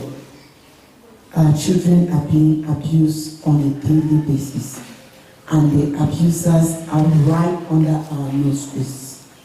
They are living right under the same roof with us.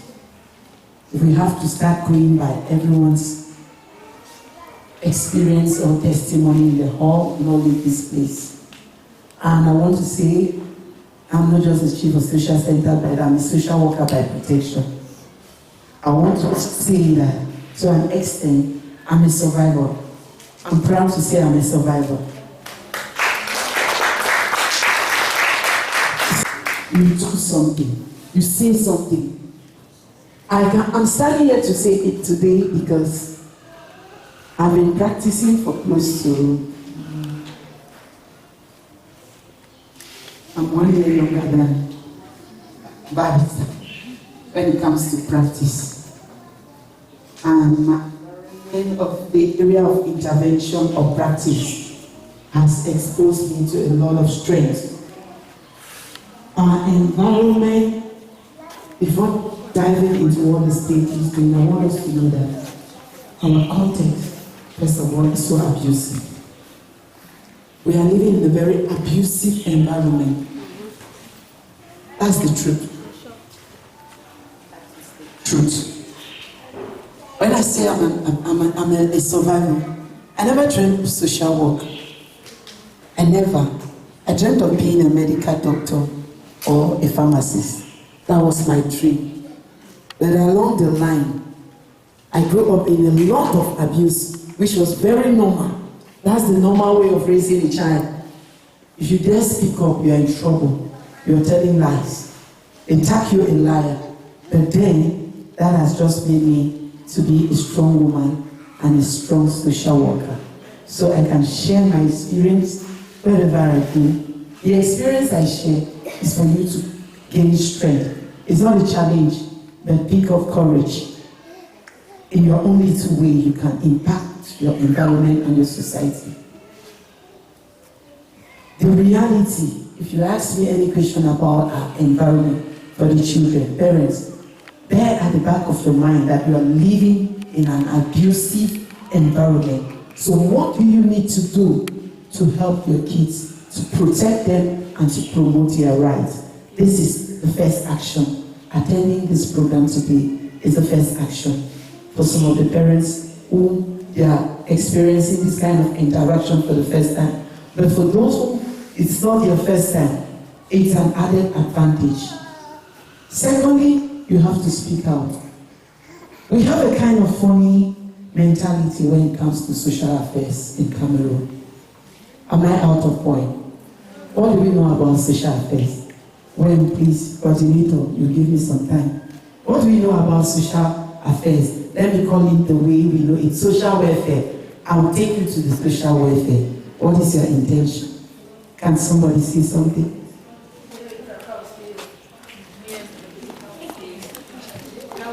Sister, shout it loud. Louder. Can we say louder? Can we say good? That's all about social welfare in Cameroon, in the southwest. They don't know any other thing apart from, I'll take you to where we'll handle this house key. Free union. When you hear about social welfare, the only thing that comes to the mind is the management of free union, the management of cohabitation.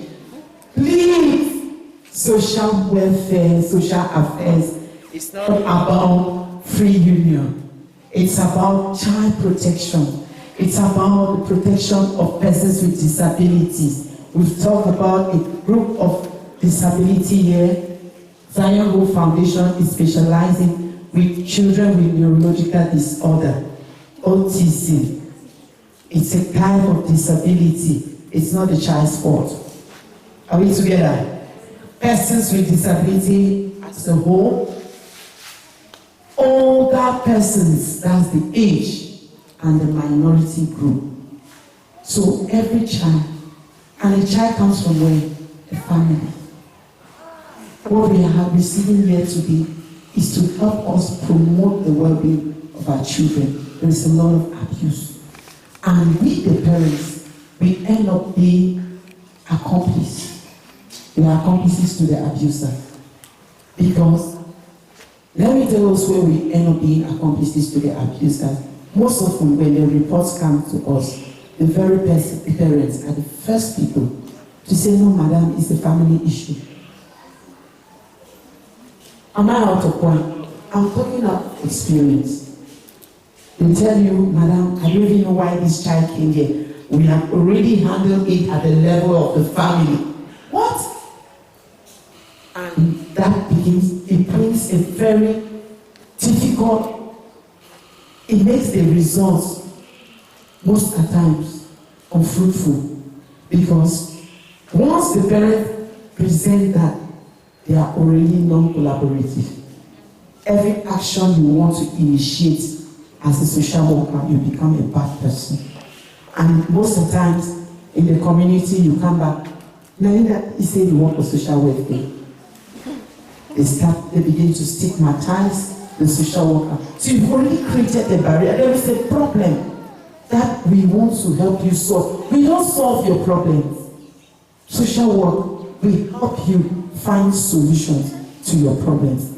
But there is a legal context when it comes to abuse and violence against our target group, against the children we are protecting.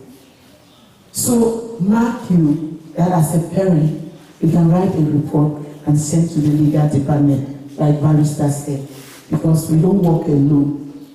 You prepare the report and we forward, and you can be prosecuted. Are we together? So let us create a safe environment for our children. An abuse is an abuse. And an abuse is a criminal, Barrister said it's a criminal act. Don't become an accomplice to the abuser of your children. Because after abusing that child, the abuser will continue to abuse other children, and the circle will continue. Just imagine a case of sexual abuse, an act of rape. Before you check it, this child, their health is damaged. What else will you bring up this child? What good thing would you bring? They are ended up with terminal illnesses. That is a lifetime trauma. You have destroyed a nation. So social welfare is all about counseling. Most often, some of you who have visited the service, if you come there with counseling issues and there is no child involved in your relationship, you are not welcome. You are not welcome. So the tendency is, it's like a come we say environment, who go for the they settle me, you will settle me. You will settle me for this number of years and you will be together. What were you selling? What were you buying? That the business failed along the line and now you want settlement. Settlement for what? Most often you are welcome when the child is involved because our interest is to protect child. So it's not about both of you. And at times when we welcome you, is to help you not to have unwanted pregnancy, because the different forms of abuse, I believe in my absence they mentioned. You have the physical, right? You have the emotional, right? You have the psychological, and you have neglect. Psychologically, you abuse a baby you have not brought into this world because you were not ready for that child. The child will come and you will begin to abuse the child psychologically. The child will be feeling worthless. That's an abuse because you did not manage yourself properly. So most often we open our doors when you come. I don't stay with the man, I don't be with the boy, and you want to leave me. All we can do is give you some counseling so that if you are making decisions about your sexual and emotional life, you should be careful because you may end up having a unwanted pregnancy and the abuse continue on, and you bring forth a child you were not expecting, and you start transferring your frustrations and disappointments unknowingly, right? Because you yourself, you're traumatized. You are a big victim of abuse. So talking about abuse, we may not leave this place today. It's a whole cycle. But if you were a victim, just count yourself as a survivor today to support what Wem'afrika is doing. Can we give them a clap?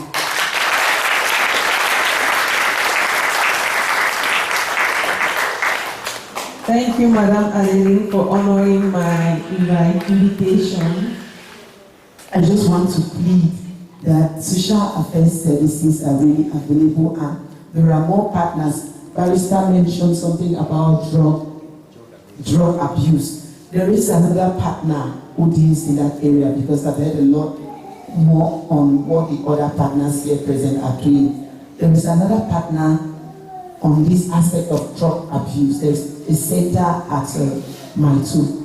This is Be the Exceptional, the best of years. Actually, you welcome victims of drug abuse. There is a center there. They can help because this issue of drug abuse is becoming something else.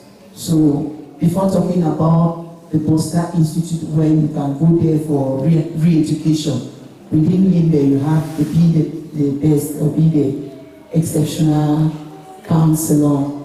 They handle this aspect. Now for state structures, you have the social center, you have the divisional delegation, partner ministries that actually work as we do. You have women empowerment and the promotion of the family.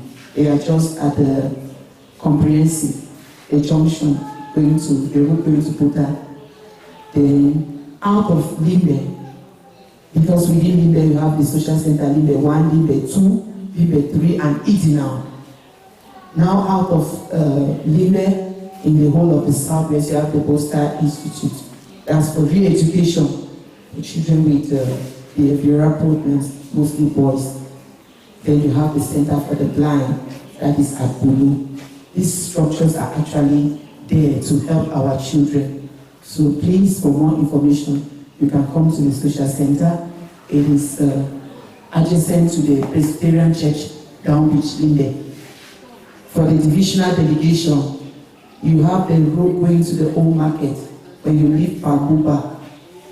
So please, this is how we can put hands together, form a synergy to protect our children from abusers and promote their rights in other areas. Thank you very much. Wem'afrika. I'm Adeline. I actually pleaded her to be here because weekends are very important since she's working with the government. Their weekends are very precious. So thank you very much for coming. Please, right now we are going to do questions and answers. We are going to take 5 questions. So if you have any question regarding what the speakers have spoken, you can just raise your hand and we shall. Thank you. Well, not the chief of service, the last presenter. It goes like this. Considering that autistic children have this disability in the development of their minds, because that is where the mind actually, in fact, every information first goes through the mind before it is manifested. What are some of the measures, or what do you think is a challenge if a child with autism reports to the parent that he or she has been abused? The society understands that the child is not well developed mentally, and when it comes to the courts, we have this aspect that for you to be able to testify and a conviction is secured, you should be fully alert, have your full mental capacity, that there is no doubt as to your testimony. I think that is a challenge. I don't know whether your foundation is thinking towards that direction or has been doing something to respect to that, especially with autistic children. Thank you for the question. I think that is where us parents and caregivers and teachers and the social welfare come into place. But then the social welfare is going to be the last part because they don't deal with those kids directly. So, for example, I'll call myself a caregiver because now I don't work just with my son, I work with other kids who there are no diagnoses already, but then I can pick out those behaviors because I've been there for 5 years. So imagine my son is a very hyper boy, so he's very active. And all of a sudden, because he goes to school, they have what we call the Kaisu school for autistic children. So they teach them how to interact, how to self-sustain, speech therapy, and other stuff. And if I realize that he's non-verbal, so how do he tell you he's being abused? So it's not going to work that way. So what's going to happen is you as a parent or a caregiver or a teacher, you have to be able to monitor those kids and monitor their behavior and how it changes. And if your kid starts acting strange, for example, if my son comes back and the whole day he's quiet, and if I try to move or shake and he panics, then his behavior is changing. And you have to put in mind that there is something wrong with that. Because each time my son's behavior changes, I know, and I go to school and I ask, trust me, without them telling me or him telling me. A teacher will tell me he fell or some other autistic kids pushed him. So us as caregivers, we have to be very conscious of how they behave, their environment, the changes that come into play. And I think with that, we can have enough factor to report cases like that and to tell someone, oh, my son is acting this way, oh, this happened, he's always like this and he's always like that. You cannot base with their words because most times most autistic kids are non-verbal, so it cannot work. So with us, with our kids with special needs, they say, I think abuse is something that is big. But for us, it's a bigger something because we have to be present and we have to pay attention to details. If not, you're going to miss the blur parts and then it's a problem. So, yeah. Okay, thank you very much. Please, another question? Is there any question? Oh, yeah, okay.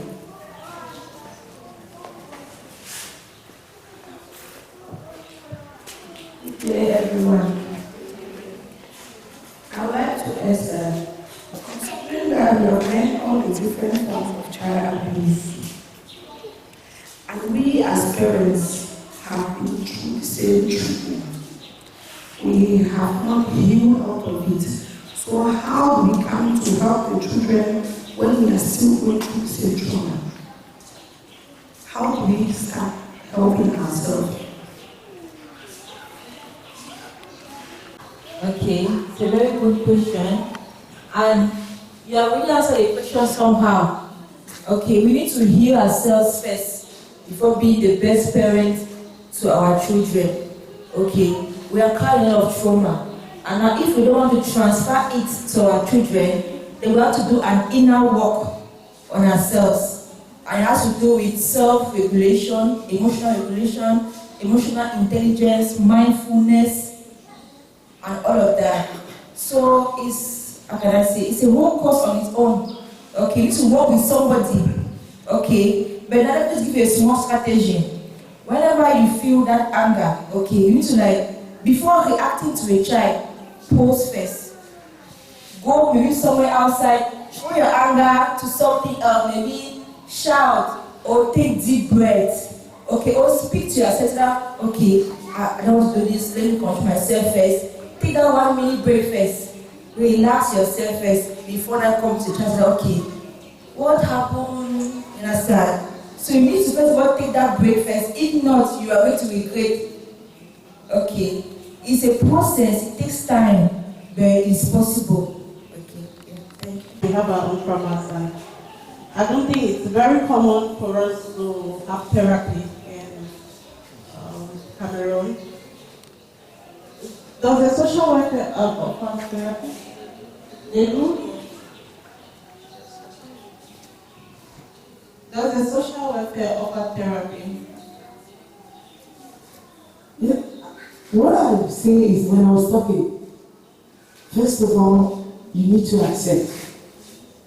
You need to first of all accept. So we may not have a therapy per se, but we make sure each client that comes to the service, a message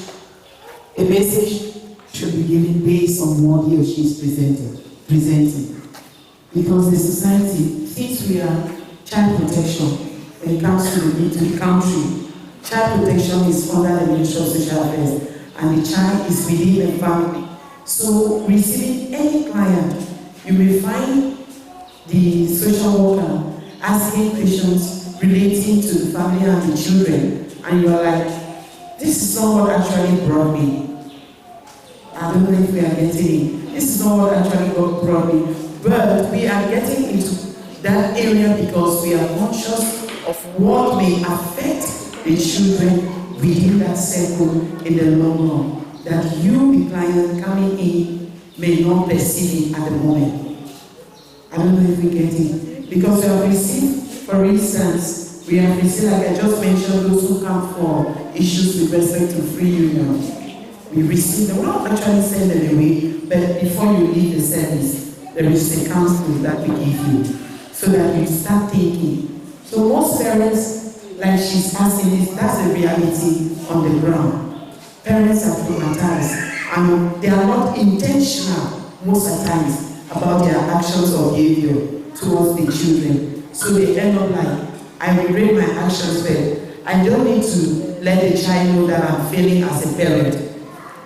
So we do that work, that job within the service, though we are not specialists when it comes to working on, that's why we do welcome other private structures who are coming up and they are centered on really specializing. Maybe someone is mentally out of mind and then they are there to really support the family, accompany them in the treatment that they are carrying on, either within the hospital or within another center for rehabilitation. So that's just what we do. Alright, so, and you realize that you're indirectly projecting yourself or inflicting trauma to your kids. Now, you as a person that wants change, where do you draw the line? Where do you say this ends with me? Because there are a lot of things we don't have in Cameroon. And if you want to make a change, it starts with you. It starts from within. So nobody's going to offer you help at the end of the day.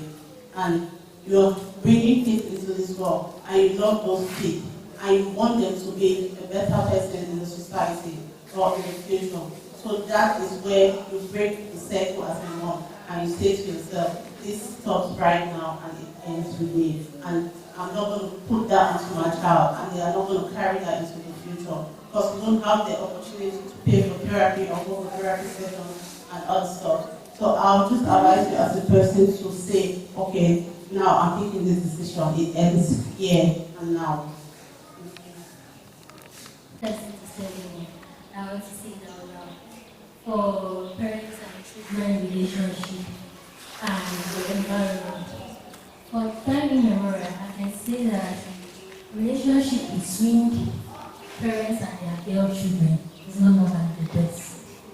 Maybe it could be somehow for the boys, but for the girls, it's worse. In cases where you know that you have some difficulties outside the home and you cannot run back to your mother, telling her that this is what is happening to me. Mama always be like, you don't wash your hand, you don't feed your brother, or you don't take care of that dirty clothes and for behind the house. Without knowing that the child needs a cordial relationship between the mother and the child. Most of the times they are exposed to these abuses not because they cannot talk, but because there's no like emotional relationship. They are always busy. And from you want to talk something, mama, uncle don't forget about that thing. Then your uncle won't play with it. I don't know if there was some kind of a talk between a cordial relationship between mothers and their children. And some cases, there was a case where a friend of mine met me and told me that there is this mother who has an 11-year-old girl child, but that child has been menstruating for 2 years and the mama never knew about it. But instead, it was a neighbor that heard of it and went and told the mother that this is what is happening to your child. Sometimes these abuses happen to our children not because it's their fault. I'm not blaming our mothers. don't get me wrong. I'm just trying to say that mothers should start keeping the relationship with their children, especially the girl child. Because you may say they are just children, but while growing up, you need to tell them some kind of things. That mama, when you're going outside here, when you're playing with your friends, be careful. Let nobody touch you or do some kind of things to you. If they touch you, come and tell me. I'll beat that person. I was like, my niece used to tell me, do you know that you told me that nobody, because she calls vagina, there's a way I tell her vagina. She'll be like, you are trying to tell me vagina. I say, yes, that's the correct way. I'm not telling you, she said, mommy said JJ. I said, no, vagina is the correct way. When somebody touches your vagina, you tell me so that I'll know what to do with that person. And there are times that she comes towards me and say, Mama, do you know that because she calls me mom, do you know that there are boys in our class that have penis, but why am I having a vagina? I'll tell her that, okay, a boy's reproductive part is a penis, and a girl's reproductive part is a vagina. So nobody should touch his or her private parts. It is very wrong for you people to do so. Then the other day she came and said, okay, there's this boy that always like to play with me, and when he wants to play with me, I tell him that don't touch my vagina. I said, okay, that is very good. Very nice to see that person. You tell me. But in most scenarios, you are ashamed to give out this sexual reproductive stuff. We will say that's not in your one's boy. But already those children know more than what we know. They are exposed to a lot of things that we are not aware of. They are exposed to things that we think that they are small and we are shying away from them, which is not correct. So I think that maybe to work on mother and child relationship will help to eradicate the way the abuses are rampant in the community.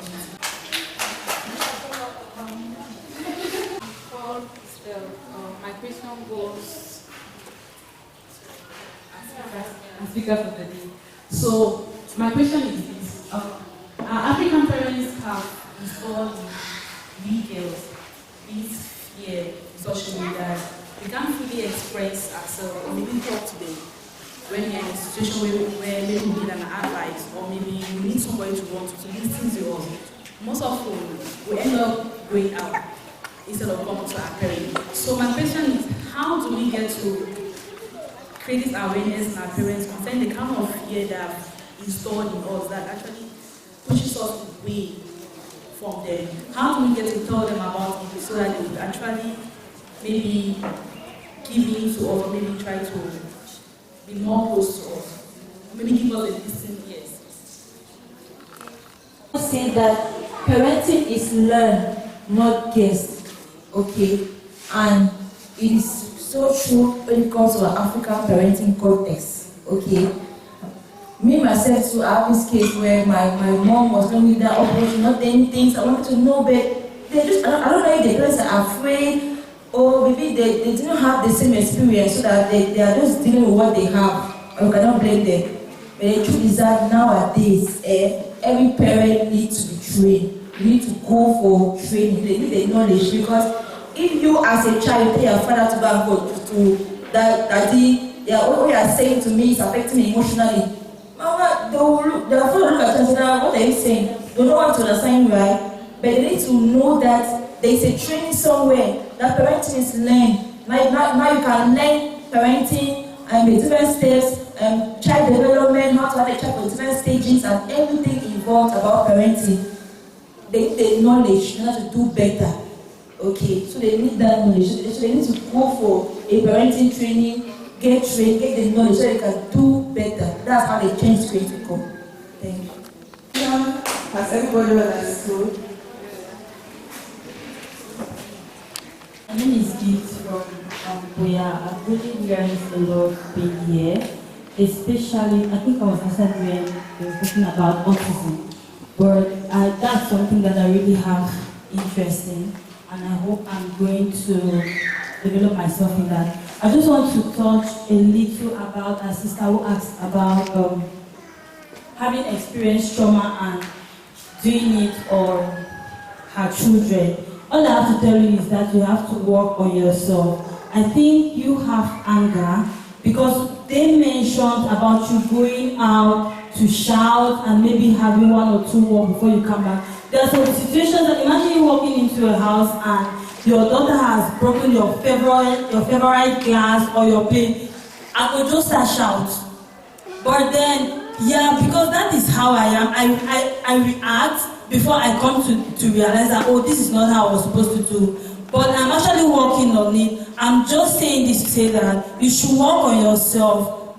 I mean, try as much as you can not to do it. Work on yourself. There are times that you just have to sit and think before you are asking or before you are doing something. So that has to be on you. It has to be something that you do yourself before. And maybe if you have not spoken to somebody about what you are actually going through, I think you should actually meet somebody and talk to that person about what you are going through. There are sometimes that we cannot work on it ourselves. You have to talk to somebody. And if you do that, I tell you that you have a solution to that.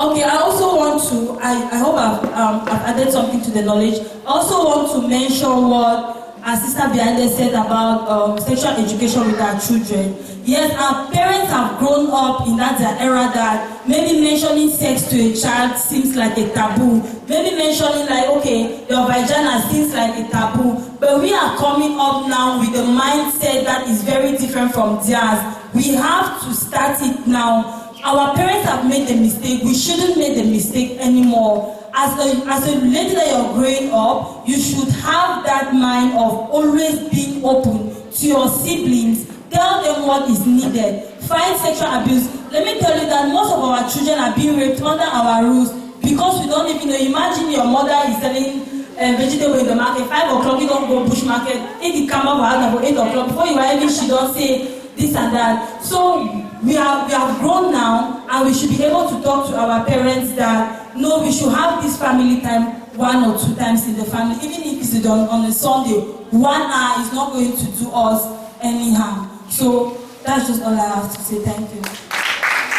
A little bag where we can just eat, and these children are going to just do a little sketch while we are doing our refreshments. Please, after the refreshments, we'll come upstage and take pictures. Please, let's not leave. Thank you.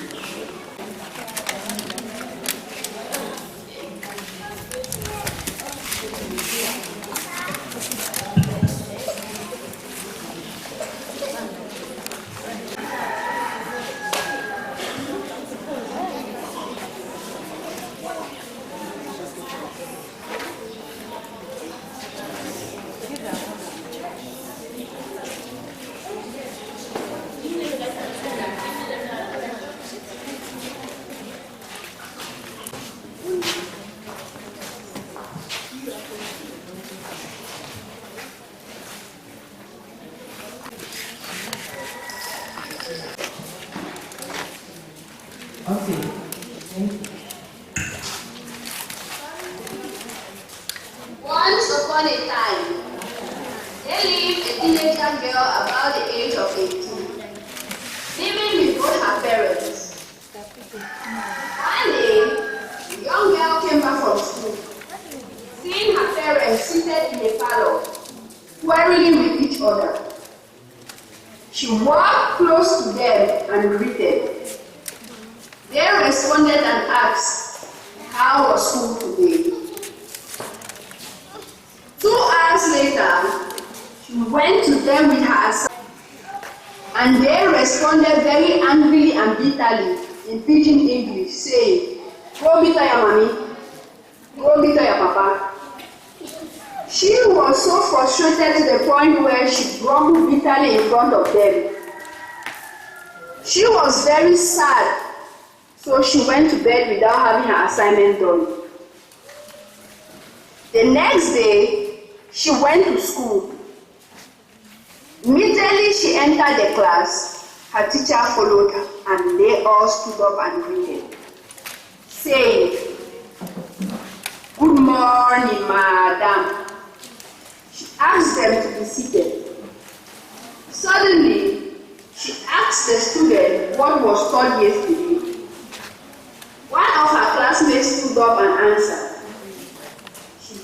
asked for the assignment she gave the previous day, and the young girl in question didn't do her assignment.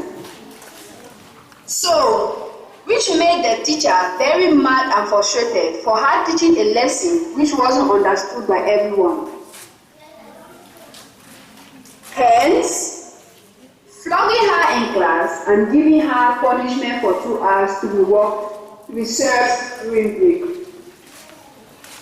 In class, she has a friend. One of them approached her when she was serving her punishment. She then advised her negatively, saying, "You are so beautiful. You don't have to listen to anything this woman is saying. Why are you even walking? Why are you even crying whenever she beats you or insults you? In fact, I have something very important I have long to tell you, and now is a perfect time. See, don't mind how you see this world like this. There are plenty of opportunities and experiences, enjoyment and fun in this life. See, I can show you what I am capable of. Don't worry. Just give me a number. I will take you somewhere far away from home." The girl asked, "Where exactly?" Her friend answered, "To a club tonight at 11 p.m. I will text you the address where we will meet up." She then asked, "How am I going to tell my parents about this?" Her friend responded very bitterly and said, "No, you don't have to tell them. You can pass through the window. No one will even notice or hear you have gone out." She responded saying, "Okay, I will be there." As soon as she finished talking to her friend, she left. The girl continued to serve her punishment until she was done. Still on that day at 11 p.m., on arriving the club, that is the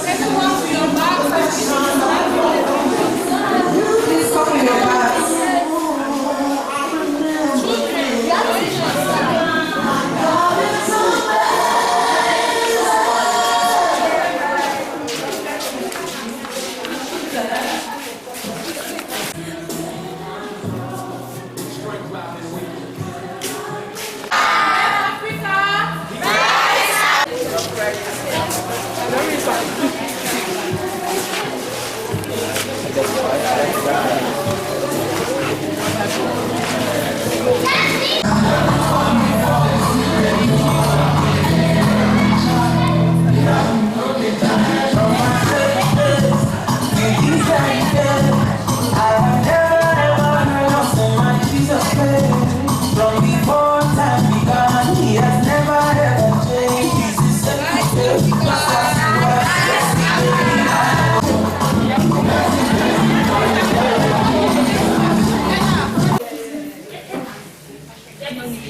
The walls are falling down like a fall. I pray for this moment.